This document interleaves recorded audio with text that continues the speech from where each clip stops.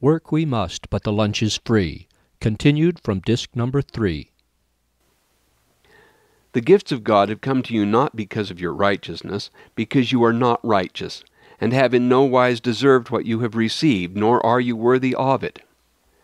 It is all given to fulfill promises made to righteous men before you. Moses' parting words to the people after 40 years of struggling with them was, "Behold, while I am yet alive with you this day, ye have been rebellious against the Lord, and how much more after my death."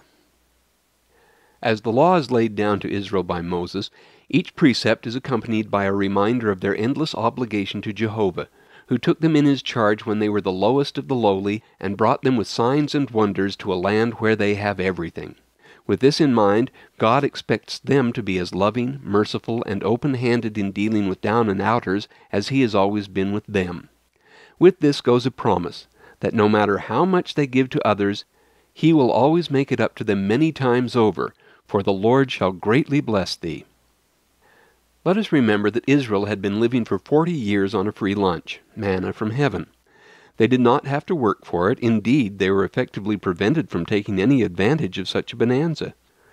It was simply their daily bread, to which everyone had a right, and of which no one could take more than he needed for himself on one day. If you ate more, it would make you sick. If, with far-sighted business sense, you stocked up on it, you would find yourself properly rebuked, for the stuff rotted and stank after 24 hours, except on the Sabbath. Every attempt to make the manna an object of free enterprise was ruled out. This was the ultimate free lunch. On the day the people entered the promised land, Moses told them that from then on there would be no more manna, but the free lunch would continue without a break. For in this hill country, he explained, they would be just as dependent on the rain of heavens as they ever were on manna from heaven for their sustenance, and God alone would provide it as ever. And what would they do to keep it coming? "If ye shall hearken diligently unto my commandments, I will give you the rain of your land in his due season, that thou mayest gather in thy corn and thy wine and thine oil. And I will send the grass for thy cattle, that thou mayest eat and be full." And what were the specific commandments they were thus enjoined to keep? That is what Deuteronomy is about. A large part of the law is taken up with forms and observances. In particular, all the people are required to come together at regular intervals to celebrate, feasting and dancing together with great rejoicing, both to thank God for the abundance he had given them, and to solicit a continuance of his bounty. Everybody was to have a good time, and observe perfect equality in all things, seeing to it that nobody went hungry or neglected. With the first harvest in the new land, they were to bring a basket with samples of all the first fruits in it. Place it before the altar and say, "Assyrian," meaning displaced, homeless wanderer, vagrant, "ready to perish was my father, dying of hunger, and he hath brought us into this place, and hath given this land, even a land that floweth with milk and honey. And now, behold, I have brought the first fruits of the land which thou, O Lord, hast given me."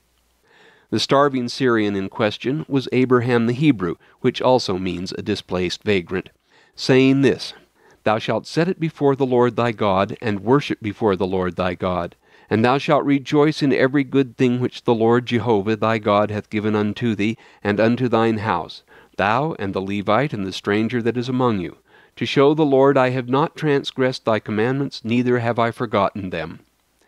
If the people ever fail to observe this joyful activity of giving and sharing, they will suffer a complete reversal of all the promised blessings, because thou servest not the Lord Jehovah thy God with joyfulness and with gladness of heart for the abundance of all things. In bringing his substance to the Lord, every man shall say, "I have brought away the hallowed things out of mine house," and then give them unto the Levite and unto the stranger, to the fatherless and to the widow, according to all thy commandments. What was thus hallowed or consecrated to the Lord's work could not be used for any other purpose. It was still manna and not negotiable.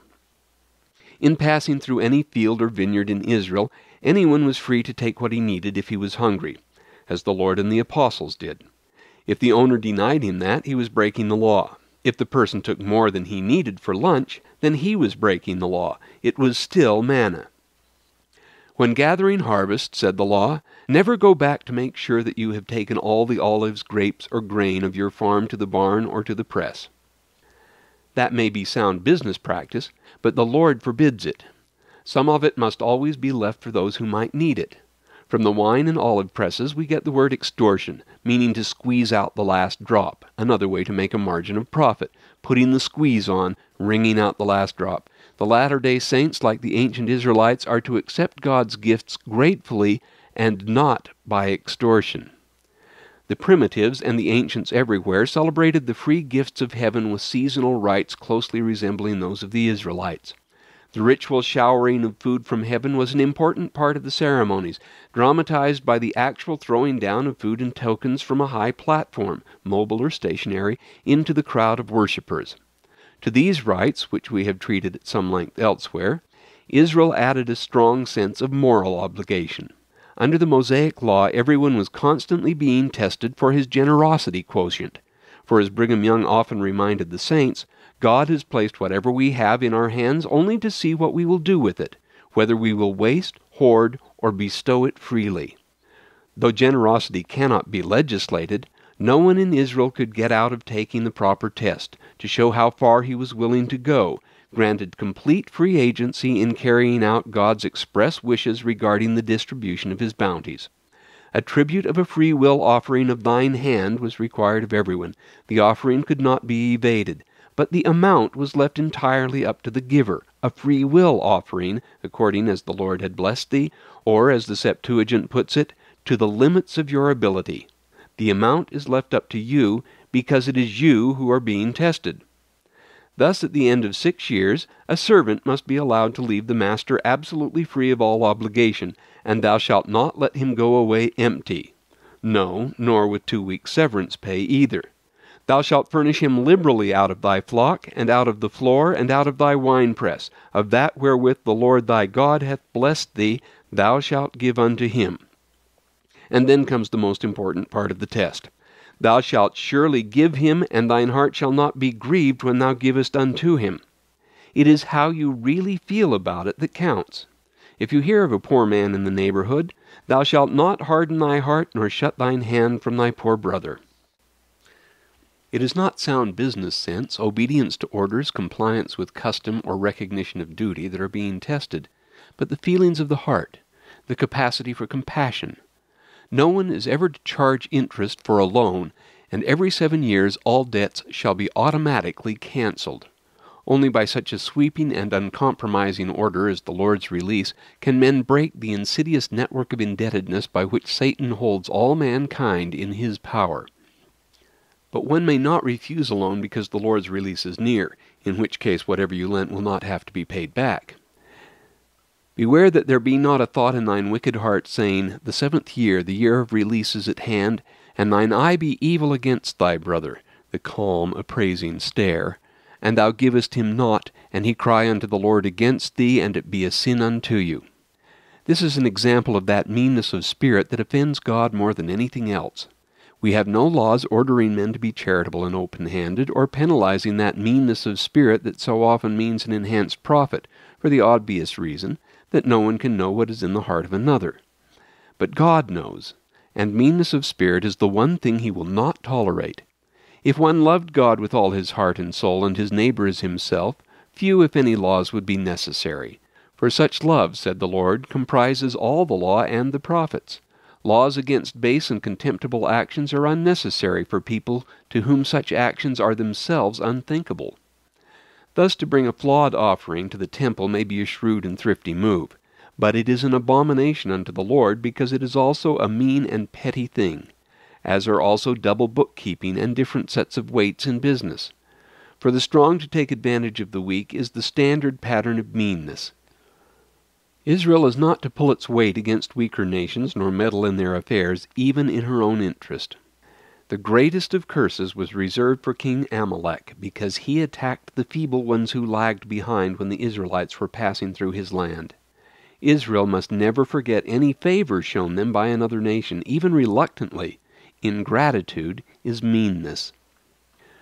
To make merchandise of another's necessity is an offense to human dignity, though it is the basic principle of present-day employment practice. Thus, if one takes a captive woman to wife, and then wants to get rid of her, she must go her way free and not be sold for money, for thou shalt not make merchandise of her. Anyone who takes advantage of a virgin must marry her and pay her father handsomely, for he hath humbled her. One who is just married is not permitted to go to war, for by law he must stay home 1 year and cheer up his bride. It is base to question the virginity of a bride, and one who refuses to beget issue by his brother's widow is openly held in contempt. Though he cannot be punished, he has offended her human feelings. One is required by law not only to shelter any escaped servant who flees to one's house, but also to treat him well, living in his new home where it liketh him best, and what is more, the benefactor may not grumble about it. The slave's humanity outweighs all other factors. Particularly reprehensible in Israel was the withholding of lunch from the helpless, the best-known rule of all being that thou shalt not muzzle the ox when he treadeth out the corn, that is, to keep him from eating any. We are told that the people of Sodom and Gomorrah put nets over their trees to deny the birds their lunch, and Abraham, seeing it, cursed them in the name of his God. The Ammonites and Moabites were under a special curse for having refused the Israelites, their enemies, bread and water while marching through their land, aid and comfort to the enemy indeed. The iron law of wages may never be invoked in Moses' world. Thou shalt not oppress an hired servant that is poor and needy, that is, by offering him the right to work on your terms. Some of Moses' laws would be quickly repealed by our present legislatures, such as that making it a crime to pretend not to notice when another man's ox or ass has fallen down and needs help, even as a priest and Levite once looked away from one lying helpless and bloody by the road to Jericho. Regardless of expense, every man must put a railing around the flat roof of his house lest somebody fall and get hurt. That smacks of safety inspection, anathema to industry and especially to our Utah congressmen. Private property. In all the law of Moses, with its perpetual concern for giving and receiving, there is never any mention whatever of who deserves what, whether rich or poor, or who is worthy to receive what he needs. God maketh his sun to rise on the evil and the good, the just and on the unjust. Need is the only criterion where lunch is concerned. Those who basely set themselves to scrupulously calculate the exact point at which they can open or close their hand to their brother, with meticulous definitions of the truly needy, should consider how much of what they are giving is truly private property, since the law of Moses deals impressively with the concept. The words property and private have the same root and emphasize the same thing, that which is the most intimate and personal part of an individual.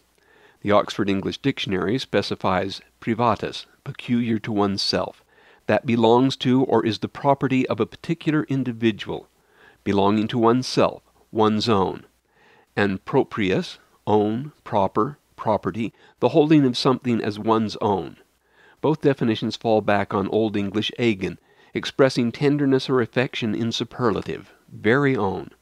Webster has Latin, privatus, apart from the state, of or belonging to oneself, single, private, set apart for himself.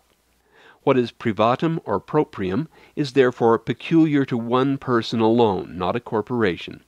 It is something that I could not do without under any social or economic system, and that would have little interest for anyone else, such as my clothes, shoes, books, notes, bedding, glasses, teeth, comb, and so on.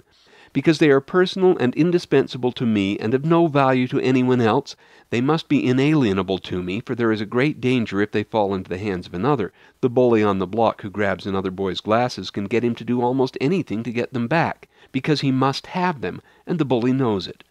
The mill owner who threatened to withhold lunch from the workers could always get them to work on his terms, claiming their lunches as his private property to dispose of as he chose. These two totally different views of private property are sharply contrasted in a case often brought to mind by Brigham Young in telling of the good Latter-day Saint businessman who buys a widow's only cow from her for $5 and then goes down on his knees and thanks God for his peculiar blessing to him. The widow's cow was truly her private property, and by the law of Moses could not be taken from her.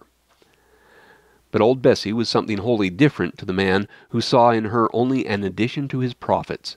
He had no more personal interest, that tenderness and affection for one's own, than a dealer has for 1,000 acres of canyon land set aside by God as the proper sphere and element for his other creatures, that he bought last month hoping to sell it next month to a Chicago syndicate or Arab oil emir for a neat profit. Such cannot be called private property at all. But lunch is. In Israel, every man received a plot of ground assigned by lot as his inalienable inheritance. It was his lunch, and could never be taken from him, even because of debt.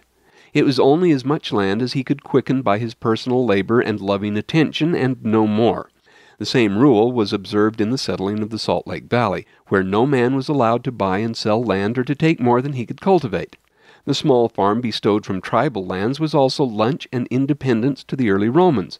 But when the conscript fathers, claiming special privileges by divine decree for and by themselves, seized thousands of farms from the plebes to create their immense estates, as the English and Scottish lords did in the 19th century enclosure movement, they forced the former owners either to stay on the land and go on working for them as serfs, for lunch only, or to move to the city, where the emperor, as God's vicar on earth, provided the famous bread and circuses.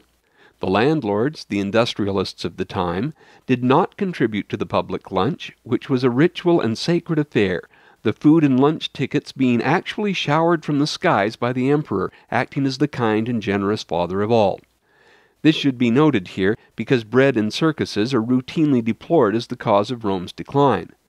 What made them demoralizing was their secularization. In the later Rome, in which money was everything, nobody took the divine scheme of things seriously, see the Roman satirists. Lunch was lunch and nothing more. Rome's Zion passed away with Numa, the Roman Enoch. So once lunch was taken care of, the poor Roman had nothing to do but go to the shows and support the political candidates who spent the most on getting elected, while the rich enjoyed their notorious Roman banquets and the depraved pleasures that went with them. For without a sincere religious awareness, the free lunch corrupts rich and poor alike. It is the recognition of divine law that both sanctions and requires the free lunch for everybody. The closing chapters of Deuteronomy describe point by point the calamities that will befall Israel if every item of the law is not scrupulously observed. It is the exact reverse of the list of blessings promised if the law is kept. And these terrible things are more than just warnings. They are specific prophecies of just what is going to happen, and just what did happen to Israel, because thou servest not the Lord thy God with joyfulness and with gladness of heart, for the abundance of all things.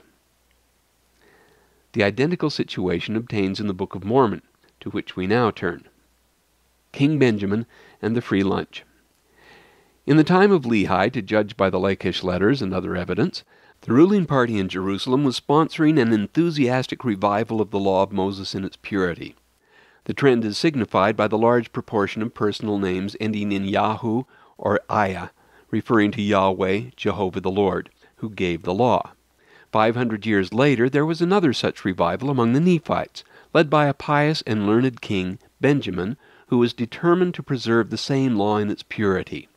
The name he gave his son Mosiah is clear indication of the survival of the tradition, of which King Benjamin, by his dedicated studies, was well aware. At the end of his reign, he does exactly what Moses and later Joshua did. He summoned all the people together in the great annual assembly. They brought their firstlings with them, to hear a final exposition of the law from him, as he handed over the rule and priesthood to his son. His great farewell address covers the same points as did that of Moses, yet it is highly original. In both books, Deuteronomy and Mosiah, the great discourse on the law is divided into two parts. The first deals with the nature, importance, and purpose of the law. The history of Israel is traced from the beginning and the steps by which the people were brought to a knowledge of Jehovah, recounting their trials, tribulations, follies, punishments, and rewards. The holy nature of the covenant they have entered into is presented to them, and the glorious rewards and terrible punishment connected with it. In both books, the promised rewards are the same. You will prosper in the land the Lord has given you. Heaven and earth will bring forth in abundance. You will never have to fear a foreign enemy. Success and security should be yours for 1,000 generations. that ye may prosper in the land according to the promises which the Lord made unto our fathers, says Benjamin, consciously appending his words to those of Moses. Ye shall prosper in the land, and your enemies shall have no power over you. For his great farewell address, Benjamin summoned all the people to gather by families around the temple, bringing the firstlings that they may offer sacrifice and burnt offerings according to the law of Moses, that they might rejoice and be filled with love towards God and all men. There you have it in a nutshell. He begins his discourse on an economic note.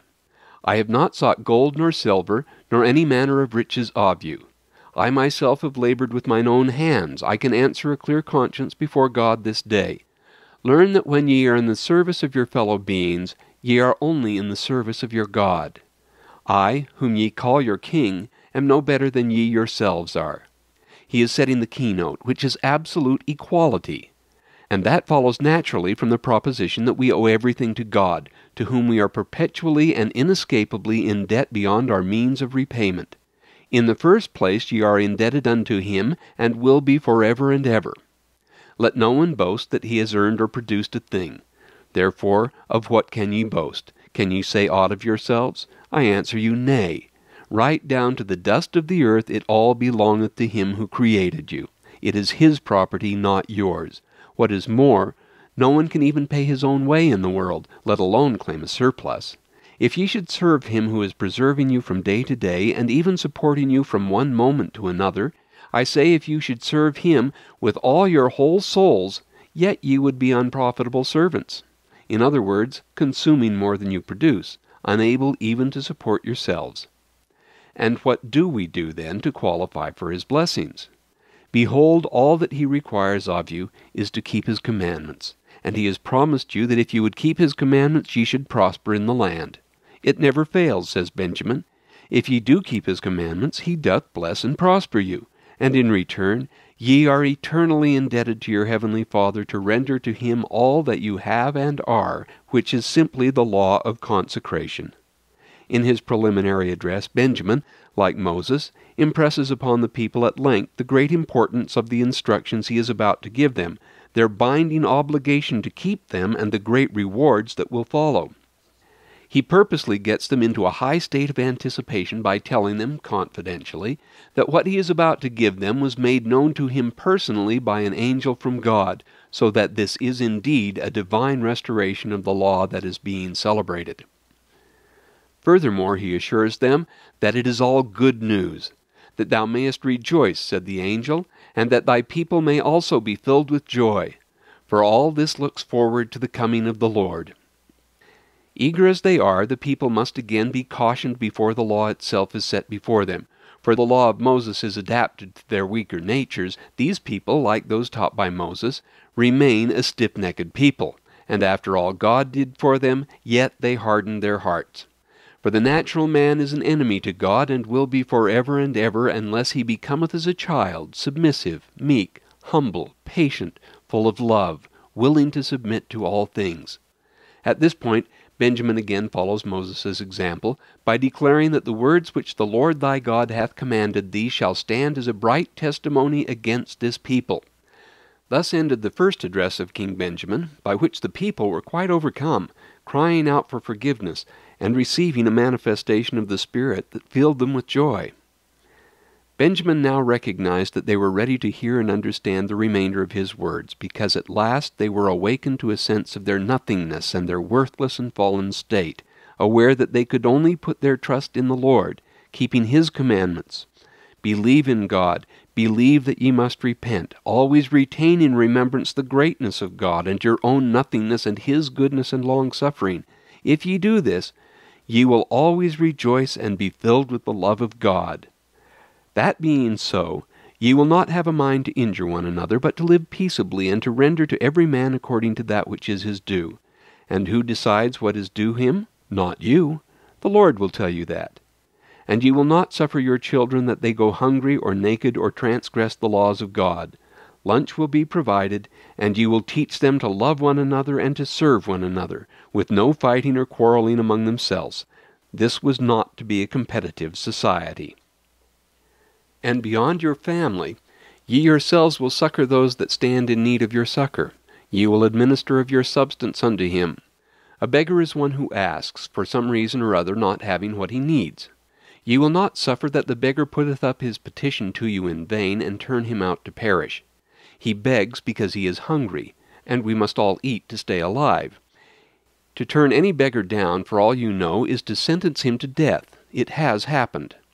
The usual pious appeal to the work ethic, there is no free lunch, will not do.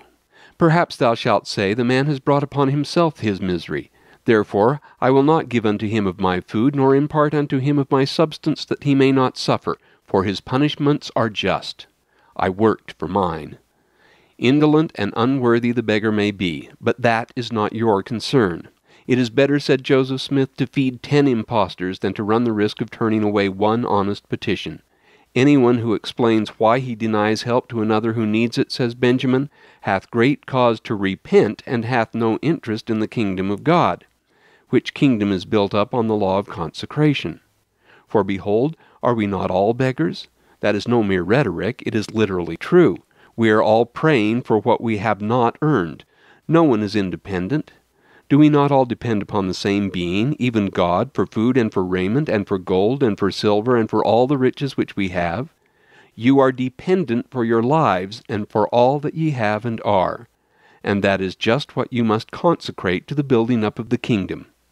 O then, how ye ought to impart of the substance that ye have one to another. We all give and we all receive, and never ask who is worthy and who is not, for the simple reason that none of us is worthy, all being unprofitable servants.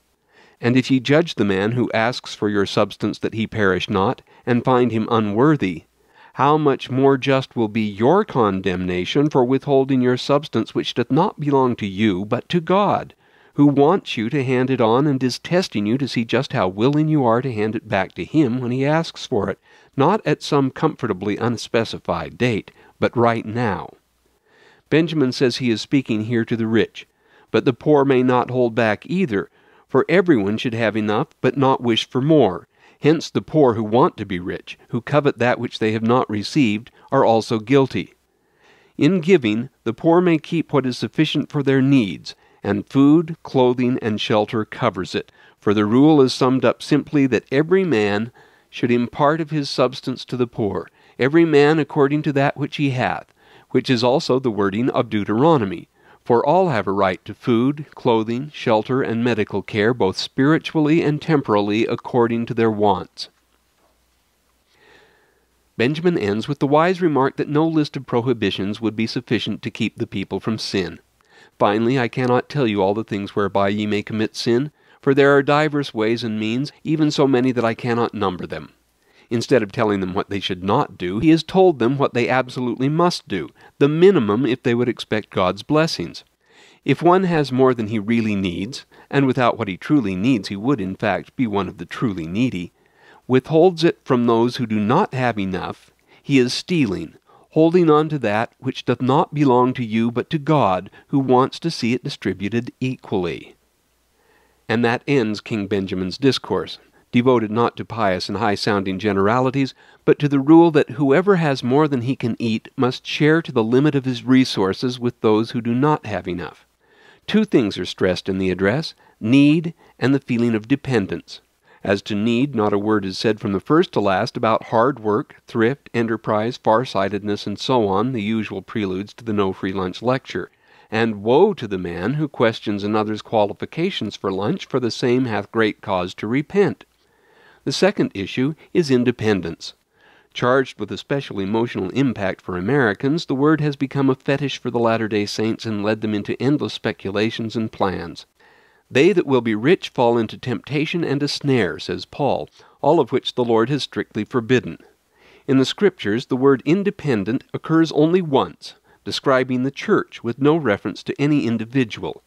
The church may stand independent above all other creatures because it is entirely dependent on my providence. It is dependence that is important for Benjamin, total dependence on God. And if you serve him with your whole heart and with your whole soul, you are free from dependence on any other being. In the law of Moses, the Lord's release cancels all indebtedness of man, while God transfers his claims on our indebtedness to the poor. It is through them that he asks us to pay our debt to him. Let us refer back for the moment to Satan's promise of independence. When, following Satan's instructions, Cain murdered his brother Abel for the sake of getting gain, he declared his independence. And Cain gloried in that which he had done, saying, "I am free. Surely the flocks of my brother falleth into my hands." Recently, this gospel was proclaimed by one of the richest Americans addressing the student body of Ohio State University on TV. "There is nothing that gives freedom," he said, "like bucks in the bank." This seems to be the policy we are following today, and there is no doubt whose policy it is. Feeding the multitudes. With the coming of the Lord in the meridian of time, the feasts of thanksgiving and supplication continued. Yet without the shedding of blood, except at Easter, when the paschal lamb, like the earlier blood offerings of the temple, remained a similitude of the great atoning sacrifice. The Lord's Supper and the agape, love, charity, were meals of real food, shared whenever the saints came together for a meeting, and when the Lord visited them after the resurrection, he routinely shared a meal with them, in which he provided the food, looking forward to the time when they would all share in the new wine of the world to come. The Lord gave lunch to the people, in the first place simply because they were hungry. They needed it, and he was moved with compassion. He both fed them and taught them, but the knowledge was worth far more than the food. He told them not to labor for that. When he miraculously produced the lunch, they wanted to accept him as their prophet and king, even as the Nephites, who when they had eaten and were filled, all burst out in one joyful chorus of praise and thanksgiving. Why the excitement? Hadn't they ever eaten dinner before? That had nothing to do with it. What thrilled them was seeing clearly and unmistakably the hand of the giver, and knowing for themselves exactly where it all came from, and that it can never fail. Now, if we ask, who at these love feasts got the biggest share or ate the most, we at once betray the poverty and absurdity of our own precious work ethic. Such questions would be nothing short of blasphemous to all present, as if one were to interrupt the ordinances and stop the feast by announcing, "Hold it right there, you people. Don't you know that there is no free lunch?" The free lunch looms large in the Sermon on the Mount. First, the Lord's Prayer. "Give us this day our daily bread." This comes with the understanding, expressed in the same sentence, that in return we are to show the same free and liberal spirit toward each other that he does to all of us, and forgive our debts as we forgive our debtors. Next comes fasting, a most effective reminder of God's generosity to us and also of our complete dependence on him, a thing to be joyfully acknowledged. Then an all-important principle: you cannot have it both ways.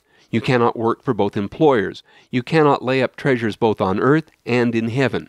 You cannot divide your heart between them, for to one master or the other you must give your whole and undivided devotion. Both employers demand that, but only one of them can have it. You must go one way or the other.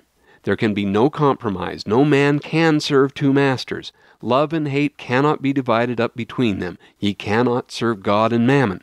Mammon being to this day the regular Hebrew word for business, particularly money and banking. You must not yield to the enticings of that other master, nor let his threat of no lunch if you leave my employ intimidate you. You must ignore him and his arguments completely. Take no thought for your life, what ye shall eat or what ye shall drink, nor yet what ye shall put on. All such things are taken care of for God's creatures. Behold the fowls of the air, your heavenly Father feeds them. Are ye not much better than they? It was the practice in Sodom and Gomorrah, we are told, to rob all strangers of their money, and then let them starve to death because they could not buy food. And the city's inhabitants would put nets over their trees, so that the birds would have no free lunch on their fruit. For Abraham, such meanness, as we have seen, was the last straw, and he cursed them in the name of his God. On the subject of dress and appearance, the same rule holds as for lunch. Sufficient covering is necessary, but don't go beyond that. If you cannot add a cubit to your stature, don't try to add other splendors to your person that it does not possess. Forget the obsession with an impressive appearance that goes with aspiring to the executive lunch, dressing for success. Simply appear as what you are, and don't fuss so much about it. Therefore, he says again, take no thought, saying, what shall we eat, or what shall we drink, or wherewithal shall we be clothed? The Gentiles spend their time going after these things, but you are not Gentiles. Now comes a most enlightening explanation of the economics of the gospel, the answer to the natural question, how shall we get on in the world if we don't even think about such things? The injunction, take no thought, must be taken seriously, since it is one of the most oft repeated in the Scriptures, occurring in all the Gospels, in the Book of Mormon, and the Doctrine and Covenants. Here the formula, all these things, applies specifically to what we must eat, drink, and wear, food and covering. It occurs 3 times as an objective clause, and the key word is seek. In the same breath, we are told that the Gentiles seek after all these things, but we are definitely not to seek after them. We are to be busy seeking after something else, the kingdom of God and its righteousness. But what about the other things? Won't we need food and clothing too? Of course, they are very important, and you can rest assured that your heavenly Father knoweth that ye have need of all these things, and He will provide them. If you have enough faith to trust Him, and spend your days seeking what He wants you to seek, He will provide all these things as you need them. But seek ye first the kingdom of God and His righteousness, and all these things will be added. It has been customary to interpret this as meaning that one should first go on a mission or get a testimony some other way, and then turn to the business of getting ahead in the world.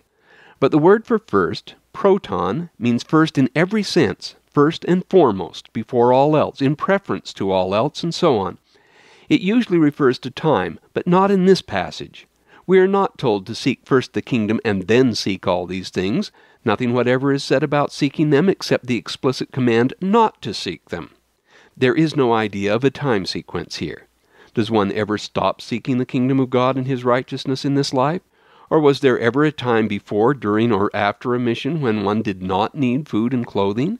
We are not to seek them ever, for God supplies them ever. The same teachings of the Lord are summarized in Luke chapter 12, where He makes it quite clear that the command to take no thought applies not only to the apostles, but to the entire church.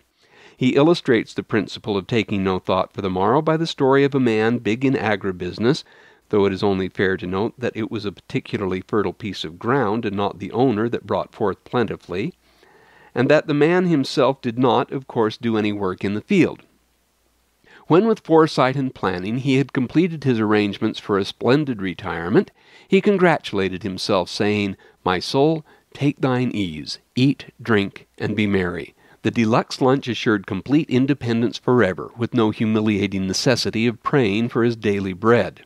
But God said unto him, "Thou fool, this night thy soul shall be required of thee."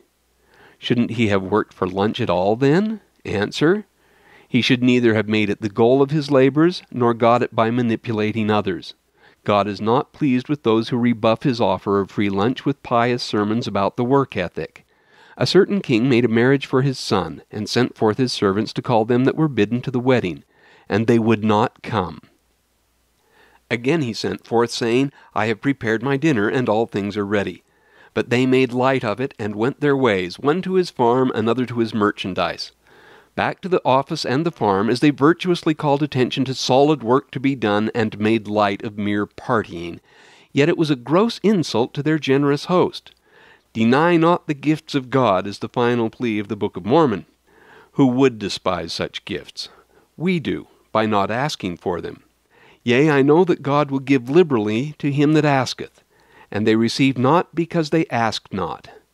Moroni enumerates the spiritual gifts in the last chapter of the Book of Mormon, yet we rarely ask for these gifts today. They don't particularly interest us. There is only one that we do ask for in all sincerity and duly receive, and that, for obvious reasons, is the gift of healing. But the other gifts? Who cares for them? We make light of them and prefer the real world of everyday life.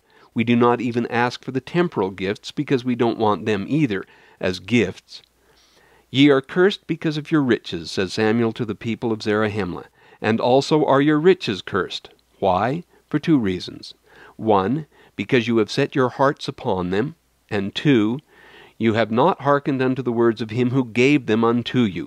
Ye do not remember the Lord your God in the things with which he hath blessed you, but ye do always remember your riches, not to thank the Lord your God for them. They wanted the riches desperately, worked for them diligently, and were obsessed with them once they had them, but they simply would not accept them as gifts, but only as earnings.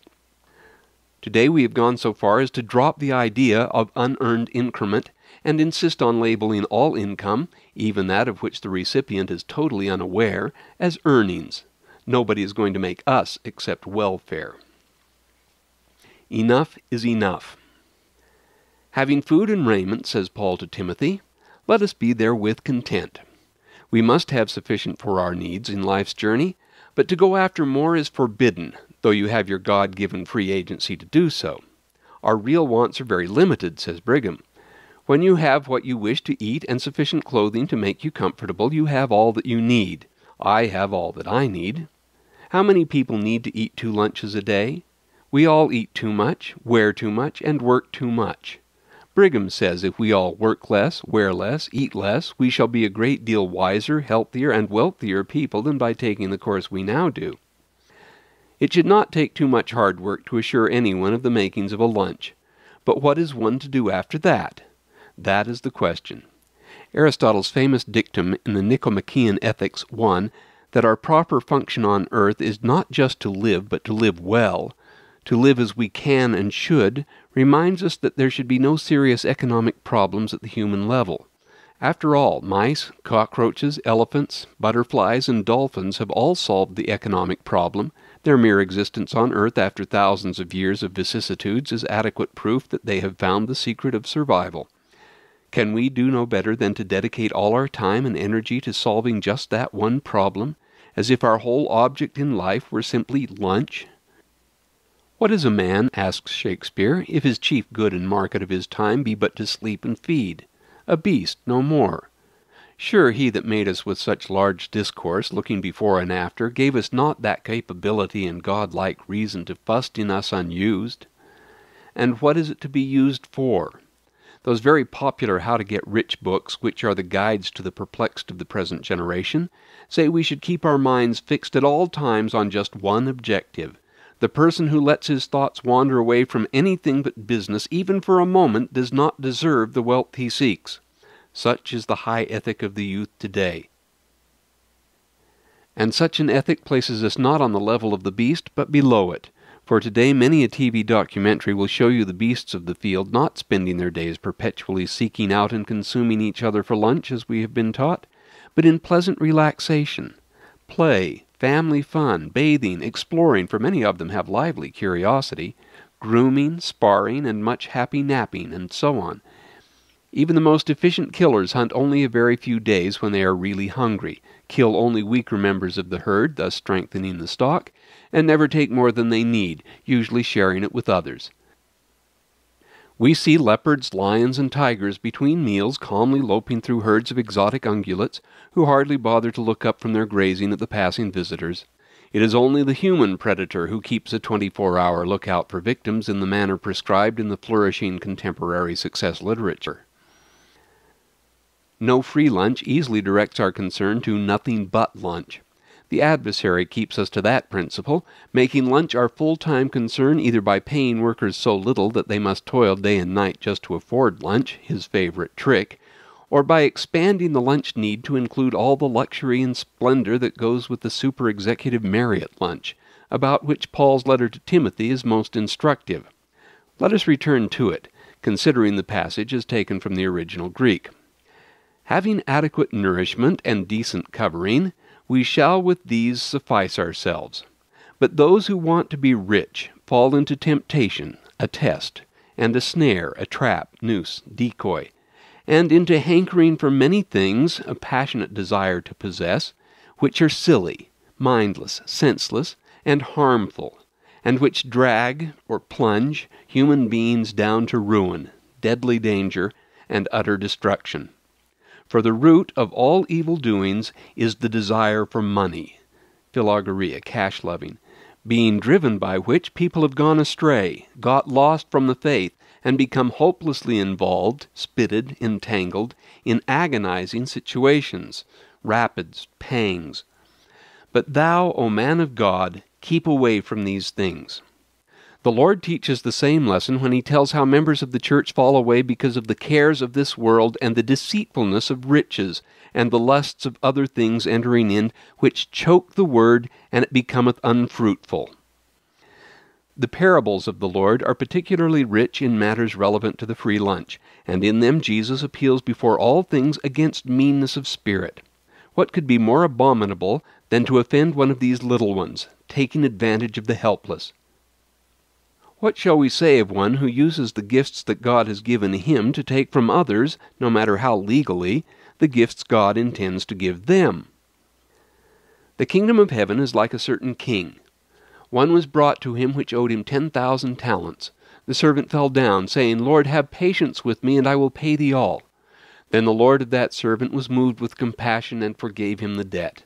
But the same servant went out and found one of his fellow servants which owed him 100 pence, and he laid hands on him and took him by the throat, saying, Pay me that thou owest. And he had him taken to prison. It was all perfectly legal. We cannot legislate pity and compassion. Altruism, argued Ayn Rand, is the greatest weakness in our society, and the greatest obstacle to the unhindered operation of free enterprise. But the kingdom of heaven, of which the Lord is here speaking, does not operate on that principle. O thou wicked servant, I forgave thee all that debt because thou desirest me, said the Lord. Shouldest not thou also have had compassion on thy fellow servant, even as I had pity on thee?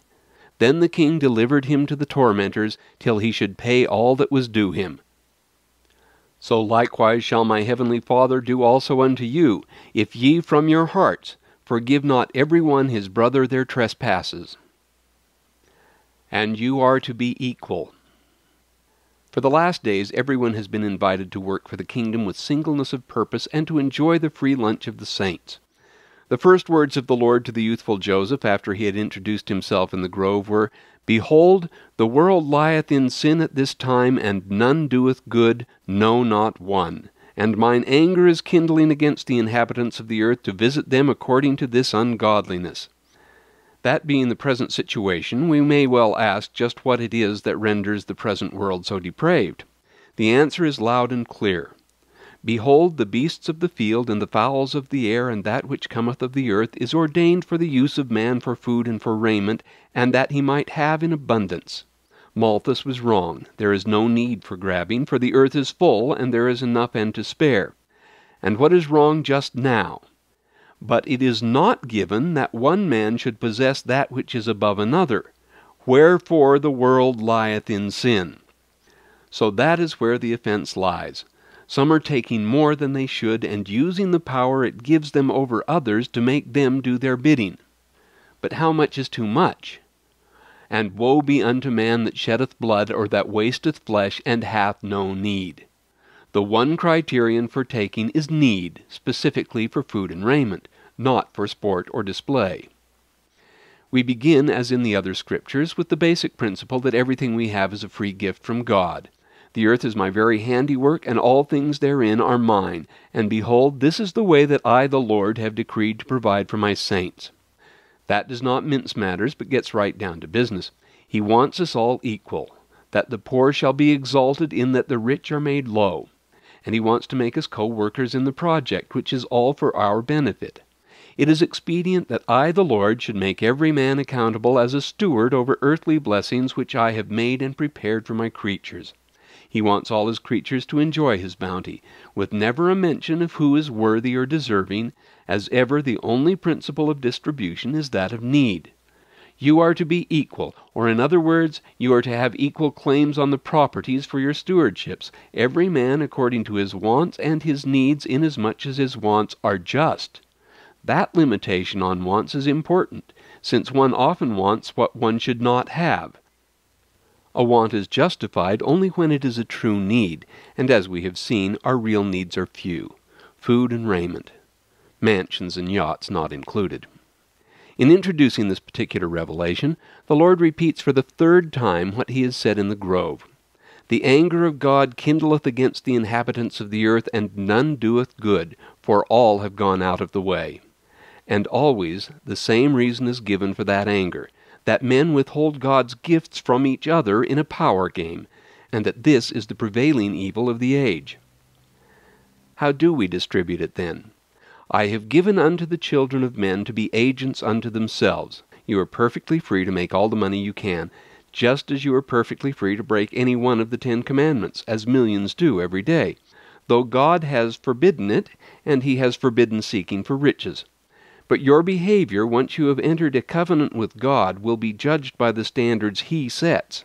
Therefore, if any man shall take of the abundance which I have made, and impart not his portion according to the law of my gospel unto the poor and needy, he shall with the wicked lift up his eyes in hell, being in torment. A clear reference to the rich man who fed Lazarus the beggar with crumbs. Modern revelation has some interesting things to say about idlers. Let every man be diligent in all things, and the idler shall not have place in the church. We are all to work in the kingdom and for the kingdom, and the inhabitants of Zion also shall remember their labors insomuch as they are appointed to labor, for the idler shall be had in remembrance before the Lord. Note that it is not the withholding of lunch, but the observant eye of the Lord that admonishes the idler. This refers to all of us as laborers in Zion. And the laborer in Zion shall labor for Zion, for if they labor for money, they shall perish. That is the theme here. Now I, the Lord, am not well pleased with the inhabitants of Zion, for there are idlers among them. They also seek not earnestly the riches of eternity, but their eyes are full of greediness. An idler in the Lord's book is one who is not working for the building up of the kingdom of God on earth and the establishment of Zion, no matter how hard he may be working to satisfy his own greed. Latter-day Saints prefer to ignore that distinction as they repeat a favorite maxim of their own invention, that the idler shall not eat the bread or wear the clothing of the laborer, and what an ingenious argument they make of it. The director of a Latter-day Saint Institute was recently astounded when this writer pointed out to him that the ancient teaching that the idler shall not eat the bread of the laborer has always meant that the idle rich shall not eat the bread of the laboring poor, as they always have. To serve the classes that are living on them, Brigham Young reports from England, the poor, the laboring men and women, are toiling, working their lives out to earn that which will keep a little life in them. Lunch is what they get out of it, and no more. Is this equality? No. What is going to be done? The Latter-day Saints will never accomplish their mission until this inequality shall cease on the earth. But the Institute director was amazed, because he had always been taught that the idle poor should not eat the bread of the laboring rich, because it is perfectly obvious that a poor man has not worked as hard as a rich man. With the same lucid logic, my Latter-day Saint students tell me that there were no poor in the Zion of Enoch, because only the well-to-do were admitted to the city. But quite apart from who works hardest, how can the meager and insufficient lunch of a poor child possibly deprive a rich man's dinner table of the vital proteins and calories he needs? It can only be the other way around. The extra food on the rich man's table does not belong to him, says King Benjamin, but to God, and He wants the poor man to have it. The moral imperative of the work ethic is by no means the eternal law we assume it to be, for it rests on a completely artificial and cunningly contrived theory of property. Few seem to be aware today that not long ago it was considered among the upper classes of England to be a disgrace to work for a living, and the landed gentry refused intimate contact with families who were, sniff, in trade. In other words, business. It is custom alone and not an eternal law of nature that gives us our attitude toward these things. A common objection to the economic equality on which the Scriptures insist is that it would produce a drab, monotonous sameness among us. But that sameness already exists. We all have about the same number of eyes, ears, arms, and legs. Few people are twice as tall or twice as short as the average, and Binet was unable to come up with an IQ double the average. Also, few of us need 2 lunches a day. We might as well face it. We are all very much alike in such things, though the thought mortally offends some people. It is in the endless reaches of the mind, expanding forever in all directions, that infinite variety invites us, with endless space for all so that none need be jealous of another. It is those who seek distinction in costly apparel, living quarters, diversions, meals, cars, and estates, who become the slaves of fashion and the most stereotyped people on earth. And it is because communism is a dialectic materialism that it is the drabbest show of all, though our rival establishment is not far behind. You may say, says Brigham, if we live we must eat, drink, and wear clothing, and he that provideth not for his own household has denied the faith and is worse than an infidel. By providing, the same writer means food and raiment, and therewith content. Numberless arguments of this kind will present themselves to the minds of the people to call them away from the line of their duty. It is Satan's clever decoy to that fervid consumerism, Veblen's conspicuous consumption, that is a confession of mental, moral, and spiritual bankruptcy. Brigham Young also noted, however, that if the wealth were equally distributed one fine day, it would not be long before it would be as unequal as ever, the lion's share going to the most dedicated and competent seekers for it. True enough. But wealth is not lunch, and to make it such is an offense against nature. Let us say the lunch is equally distributed one day, and soon one man, because of his hustle, is sitting daily on 70,000 lunches, while many people are going without. He generously offers them the chance to work for him and get their lunches back. But they must work all day just for him and just for lunch. Lunch and the satisfaction of helping their generous employer to get hold of yet more lunches, for that is the object of his work, are all they get out of it. Is this an exaggeration? Come with me to the coal mines of Scotland in which my grandparents toiled, as described by them and by Her Majesty's Commission on the Labor of Women and Children in Mines, 1842. Children are taken into these mines to work as early as 4 years of age, often from 7 to 8, while from 8 to 9 is the ordinary age. Female children begin work in these mines at the same early age as the males. Parish apprentices, who are bound to serve their masters until 21 years of age, shall receive only food and clothing. Lunch is what they live for. The employment assigned to the youngest children requires that they should be in the pit as soon as the work of the day commences, and not leave the pit before the work of the day is at an end. Children engaged in it are commonly excluded from light and are always without companions. In some districts they remain in solitude and darkness during the whole time they are in the pit. Many of them never see the light of day for weeks together. From 6 years old and upwards, the hard work begins, requiring the unremitted exertion of all the physical power which the young workers possess. Both sexes are employed together in precisely the same kind of labor. All commonly work almost naked. In the east of Scotland, where the Nibleys were so employed, a much larger proportion of children and young persons are employed, and the chief part of their labor consists in carrying the coals on their backs up steep ladders. The regular hours of work for children are rarely less than 11. More often they are 12, in some districts they are 13, and in one district they are generally 14 and upwards. In the great majority of these mines, night work is part of the ordinary system of labor. The labor is generally uninterrupted by any regular time set apart for rest and refreshment. What food is taken in the pit being eaten as best it may while the labor continues. Why not? If there is no free lunch, why should there be a free lunch hour? In many mines, the conduct of the adult colliers to the children is harsh and cruel. The persons in authority in these mines, who must be cognizant of this ill usage, never interfere to prevent it. Little interest is taken by the coal owners in the children. In all the coal fields, accidents of a fearful nature are extremely frequent.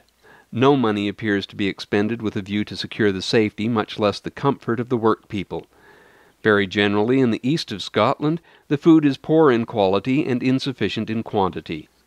The children themselves say that they have not enough to eat, and the sub-commissioners describe them as covered with rags, confining themselves to their homes on the Sundays because they have no clothes to go in. Notwithstanding the intense labor performed by these children, they do not procure even sufficient food and raiment. The employment in these mines commonly produces stunted growth of the body. The long hours of work, etc., in all the districts, deteriorates the physical constitution. The limbs become crippled and the body distorted. Muscular powers give way.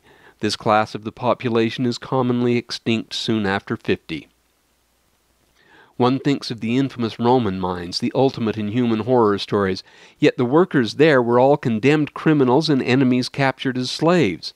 These in Great Britain were innocent little children. No free lunch to undermine their characters. The pious mine owners even waived the sacred imperative of the Sabbath in their case. Even that yielded to the sanctity of the work ethic. A custom bearing with extreme hardship upon children and young persons is that of continuing the work without any interruption whatever during the Sunday, when the labor is continued for 24 hours in succession, a 24-hour shift to make up for the every other Sunday they have off. When some proprietors tried doing away with the system, it was found that it was without disadvantage to their works. They lost nothing. Yet even after it was shown unprofitable, the custom still prevails. Better break the Sabbath than lose the honest day's work these kids owe you. The triumph of the work ethic is complete. Of course, the mine owners and their lawyers responded with moral fervor to the charges in the report. They freely admitted that the conditions in the mines, in regard both to ventilation and drainage, is lamentably defective, but what can they do about that? To render them safe does not appear to be practicable by any means yet known, so don't hold them responsible. Again, if persons in authority in these mines never interfere to prevent harsh and cruel treatment, it is because, as they distinctly state, that they do not conceive that they have any right to do so. Let us keep this on a high moral plane. It is the owner's own business what they do with their property. If no money at all is expended with a view to secure safety, remember that would be confiscatory. Need we be reminded that in 1982 a very devout senator from Utah labored to cut federal mine inspection in half to save money for the mining companies? If the kids work in passages so small that even the youngest children cannot move along them without crawling on their hands and feet, in which unnatural and constrained posture they drag the loaded carriages after them, again I ask you, is anyone to blame for that? Did the owners create those thin seams of coal? To quote the report, as it is impossible with any outlay compatible with a profitable return to render such coal mines fit for human beings to work in, they never will be placed in such a condition of fitness, and consequently they never can be worked without inflicting great and irreparable injury on the health of the children. So you see there is just no way around it. The work must go on, since the coal is a main source of our national wealth and greatness, which makes the mine owners benefactors of the human race. Also bear in mind that if, notwithstanding the intense labor performed by these children, they do not procure even sufficient food and raiment, it is in general because of their idle and dissolute parents, who spend the hard-earned wages of their offspring at the public house. Though nearly all of the parents worked in the mines too, very many of them were too crippled by sickness or injury to continue, but that is no excuse for getting drunk. Of course, we must not overlook the fun side of working in the mines. The coal mine, when properly ventilated and drained, and the side passages of tolerable height, is not only not unhealthy, but is considered as a place of work more salubrious and even agreeable than that in which many kinds of labor are carried on above ground, an eloquent commentary on those other kinds of labor, and the excitement of it, where seams of coal are so thick that horses go direct to the workings, or in which the side passages from the workings to the horseways are not of any great length, the lights in the main ways render the situation of these children comparatively less cheerless, dull, and stupefying. Here the little nippers could pop out of the side passages and take a look at the magnificent sight of a feeble line of lights burning in the damp and murky main passage, and when you hear a horse car actually go by, what a thrill! And rest and relaxation? From the nature of the employment, intervals of a few minutes necessarily occur during which the muscles are not in active exertion. So it is not necessary, after all, to interrupt the work by any regular time set apart for rest and refreshment, what food is taken in the pit being eaten as best it may while the labor continues. And that labor builds strong bodies. The labor in which children are chiefly employed, namely in pushing the loaded carriages of coal, is a description of exercise which, while it greatly develops the muscles of the arms, shoulders, chest, back, and legs without confining any part of the body, affords an equally helpful excitement to all the other organs. So who are they to complain if they are crippled at the age of 30 or 40 and extinct soon after 50? The story of the mines has been told not to harrow up our souls, but as a gentle reminder that the principles and practices of the 19th century industrialists are still wholly and enthusiastically endorsed by the people of our own society, in proof of which we could cite present-day instances almost, if not quite, as horrendous as Grandpa's story of Bonnie Scotland. The reason things have not changed lies in the basic nature of those principles, of necessity stern and inflexible. A thing is either free or it is not. A free lunch would have to be for everybody, and that would never do in the real world in which we live. The communists are even more insistent than we are on having a world in which everybody must work, work, work for lunch, with no other expectation in time or eternity than a booming economy here and now. Their periodic slumps and collapses are as predictable as our own, but that will not correct their fanatical obsession with a single way of doing things. We are wasting our time talking about free lunch in the world as we know it. But the world as we know it is the very antithesis of Zion, in which we should all be living at this very moment. I have cited a few passages from the Pearl of Great Price, Old Testament, New Testament, Book of Mormon, and Doctrine and Covenants to show that whether we like it or not, in all those 5 dispensations of the gospel, the free lunch was prescribed for all living under the covenant, and at the same time, very special kinds of work were assigned to each and all of them, the object of which was not lunch, but the building up of the kingdom and the establishment of Zion. Our real temporal wants, we have been told repeatedly, are few, and they are taken care of by the law of consecration. And in every dispensation, failure to act on principles that they promised and covenanted to observe, the most important being the law of love, has brought to an end the felicity of God's people and covered them with confusion as their enemies prevailed against them.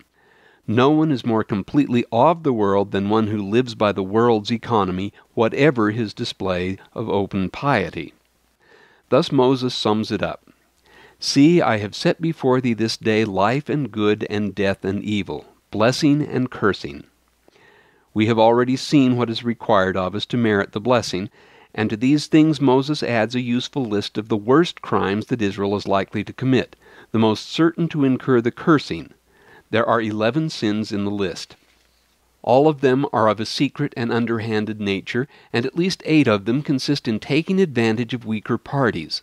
The essence of evil being thus clearly exposed, the rationalizing, theorizing, and legalizing of the dialectic materialists on either side of the Iron Curtain is irrelevant to the issue, which is that anyone who can argue that it is permissible to deny food to the hungry when we have food shall with the wicked lift up his eyes in hell.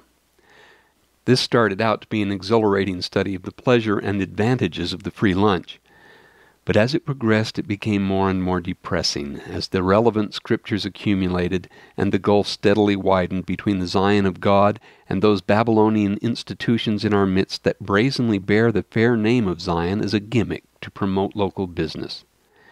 We are being asked, even at this moment, to choose between the peculiar economy that God has prescribed for us and what we have always considered the more realistic, convenient, and expedient economy by which the world lives, and in which at the moment it is convulsively gasping and struggling to survive. The difference between the 2 orders is never more apparent than at lunchtime, in the homely perennial ordinance that was meant to unite us all for a happy hour, but which instead divides God's children with the awful authority and finality of the Last Judgment, in which, by the way, the Lord assures us that the seating order is going to be completely reversed.